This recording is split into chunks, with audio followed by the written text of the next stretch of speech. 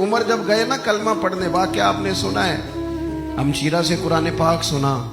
اور پھر حضرت عمر کہنے لگے نہیں بہن اب بات سمجھ میں آ گئی ہے، تو اس طرح کر، میرے ہاتھ میں باندھ لیتا ہوں، گلے میں تلوار لٹکا لیتا ہوں، میں کروں آیا سا مار مقامنے نو، ان تسی مینو مار دے لے چلو، اور مت عمر دی عمر ہی برباد ہو جائے جتھے عمر سوار دے لے چلو، لے جاؤ نا۔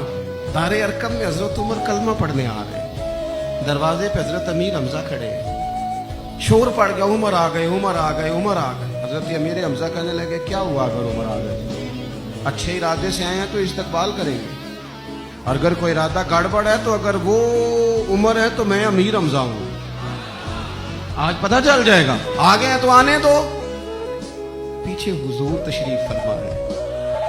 کریم بول پڑے، فرمایا حمزہ ذرا جلدی نہ کر، جلدی نہ کر، کیوں بھلا؟ گویا فطرت مسکرا کے کہہ رہی تھی حمزہ کو کوئی آئے تو نہیں نا، انہیں تو بلایا گیا ہے، انہیں تو دعا مانگ کے بلایا گیا ہے، وہ تو بلائے گئے ہیں، تو بلا کوئی آیا لے کے چلا گیا، کوئی عمر بھر بھی نہ پا سکا۔